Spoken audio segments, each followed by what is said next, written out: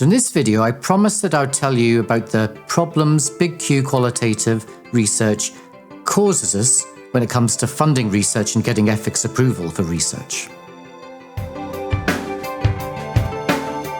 I'm mapping basic topics of conversation. Completely different pictures. So in our previous video, I talked to you about those key differences between big Q qualitative and quantitative methods. Now, you might also think about how big Q qualitative methods differs from small q qualitative methods. Basically, if the two big problems I talk about here in relation to project planning do not turn out to actually be problems for you, then that's usually a sign you're using small q qualitative methods. Now have a look at those early chapters in our prescribed text, just to remind yourself about those differences between small q and big Q. I know I'll go on about this a bit. I went on about it in the last video, but it's important.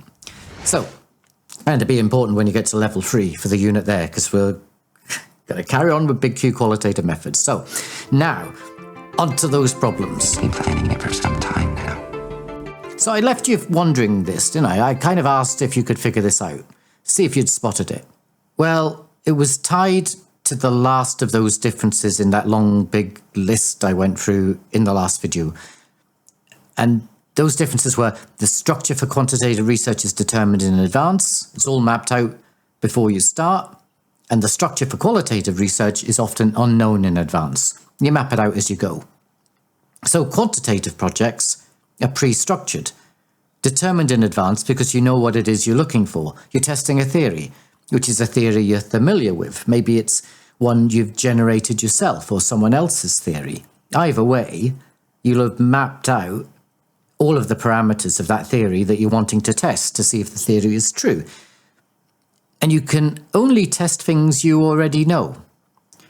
With qualitative projects, they're exploratory. You don't have a theory in advance. In fact, the point of you doing the research is to generate a theory. So it's not always obvious in advance what the parameters for that theory might be. And so the structure of your research is often emergent. You put your structure together as you discover more and more about the thing that you're trying to find out about.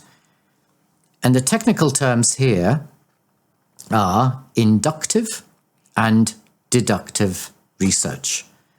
So qualitative research operates under an inductive form of inquiry. You start off big without a specific focus over and above your research question, and you then seek to hone in onto something specific. Oh, and I'll talk to you about what a research question is and why the research questions are important in one of the next videos. So wait for that. Okay. So the inductive approach is very different to a deductive approach. A deductive approach starts off with something very specific, a theory, piece of knowledge that's already known, and then it seeks to confirm whether that theory or knowledge is true when it's generalized to the particular thing you're looking at, and then to other things as well. So it starts off with the specific, and then it gradually broadens out to the general. And that's why quantitative findings need to be generalizable.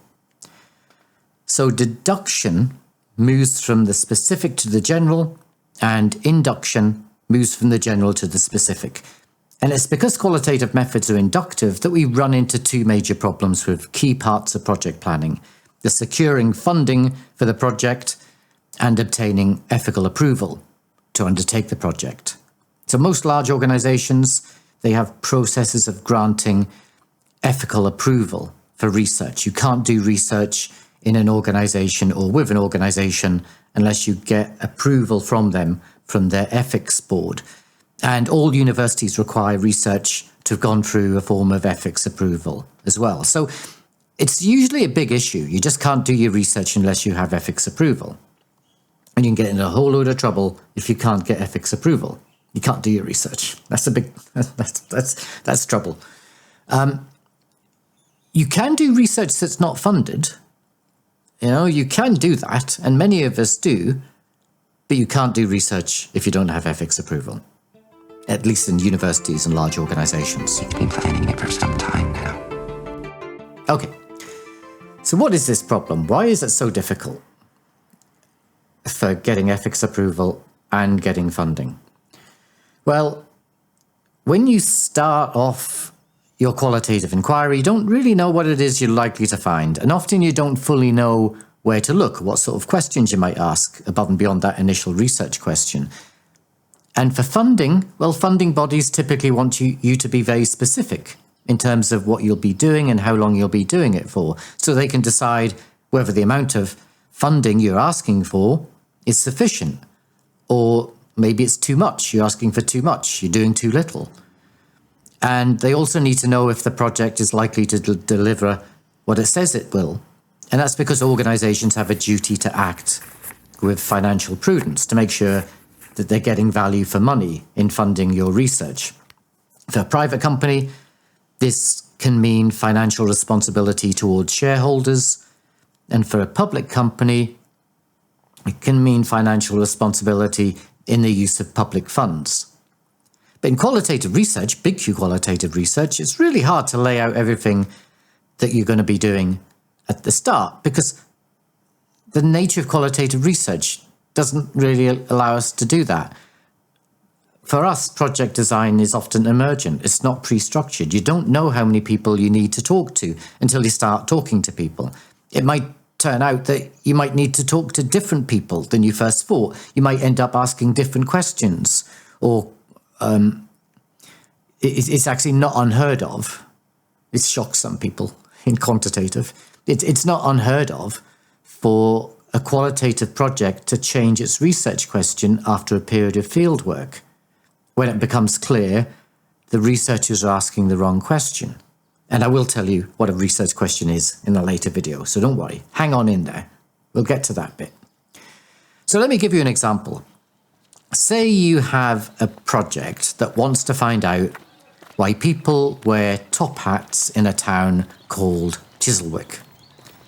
Now, it's interesting that they wear top hats, but you have no idea why, and you want to find out why. Okay, maybe this is a trivial example, but stick with it. Okay, so it's a simple research question. Why do people wear top hats in Chiswick? So you don't know. You don't know why they're wearing hats, and that's why you're asking the question.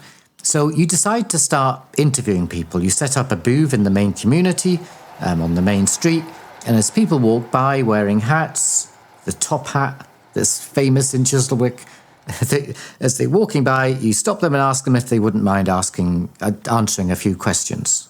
You know, if they wouldn't mind talking to you, having a bit of a chat. But when you start doing that, it turns out that people don't talk about their hats. They start talking about their footwear, and that's when you notice that everyone is walking around wearing one fluffy pink slipper on their right foot. You hadn't noticed that before, strangely. Nor had anyone else, even stranger. But in Chiswick, people walk around, okay, with top hats on, but with one pink fluffy slipper on their right foot. So that turns out to be an even more interesting question. So there, your research question's changed. Yeah, your research question now becomes, why are people walking around with one fluffy slipper, pink slipper, on their right foot? The hats thing was a distraction. You thought that was the most interesting thing about people in that community, but it wasn't. And it was only once you stopped to ask people about their hats that your attention was drawn to their unusual choice of footwear. Little confession, they're wearing one pink slipper rather than two because I couldn't get my animation to work with two slippers. I could only get one foot with a slipper on to work. Anyway, yeah, but I didn't need to confess that. But we get the point. I'm hoping you get the point. It's a trivial example, but it just illustrates that when you start your research, you often find out things that you didn't know, and that's part of qualitative research, but it can change the focus of your study. So that's what makes it hard to plan for qualitative research in terms of telling a potential funder what you'll be doing, because you can't always anticipate at the outset the different turns your project might take. And you can't easily write an ethics application for that same reason. Oh, why must I feed him straight lines? So ethics committees, they need to know what you'll be doing, what your method is, who your participants are, what you'll be asking your participants, and so on. But in qualitative research, or rather big Q qualitative research, again, you don't always know this at the start. Now, don't worry, these things can be overcome. It's not too difficult. Typically for ethics, what you do is you just draw up a provisional plan and you go back to the ethics committee and ask for an adjustment to be made to your original ethics application if that plan changes. And most ethics committees are okay with that. So it usually works out, unless it's a really big change, in which case it has to be a new ethics application. You also have to adopt a process of ongoing consent with participants. This is where you don't just obtain consent at the beginning of your research, just at one point in time, but you have to be sure that a person's consent remains as the project changes. So you have to constantly be checking in with participants to see if they're still giving their informed consent, given the project's changed focus. That's actually a good thing. Thinking of consent as a continual process rather than something that just happens at the start of the project. Because even if your project doesn't change, people change. People can change their minds. Their circumstances might change. So even if you're undertaking a quantitative project where your project stays the same, you map it all out and you just carry through the process, it's all pre-planned, pre-structured. So nothing's changing in relation to your project. But your participant, life's not like that. For participants, their life might change. They might change their mind, change the circumstance. They just can't carry on taking part in your research anymore. Okay? Life isn't pre-structured in the way that quantitative projects are. So you thinking of informed consent as a continual process rather than something that happens at just one point in time is a good thing. It's actually increasingly seen now as best practice. So, yeah, it's something we've taught the world through doing qualitative project. I'm mapping basic topics of conversation. Now, with funding bodies, they can adapt to this problem too. They have different reporting stages for a project. So a quarterly report, a mid-project report, and so on. And in those reports, you can negotiate a change to the project. So you can negotiate these changes as you go along. But in either case, both for ethics and for funding, you do still need to have that detailed plan at the start, even if it turns out you might not stick to it exactly.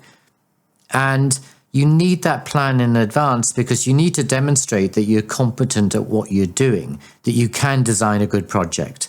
So if your project does have to change, your funder, but also the ethics committee, will have a bit of confidence in you that you have the competence to redesign the project so that it's still a good project.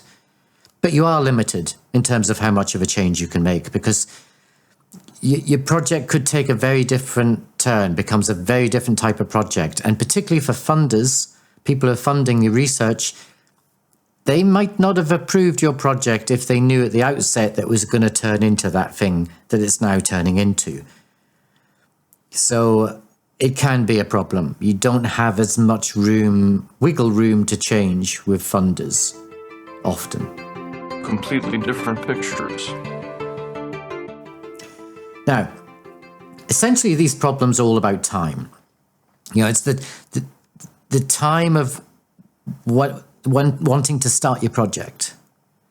And at that time, you often aren't in the best place to know what the project is going to be.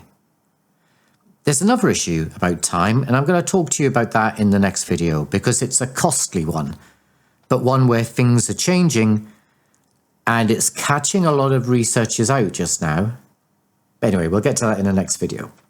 Just to recap this video is all about how, because qualitative research uses inductive rather than deductive inquiry, it's not always obvious what you'll be asking participants to do at the outset, and that makes it more tricky when it comes to getting funding and getting ethics approval. Okay, that's enough now.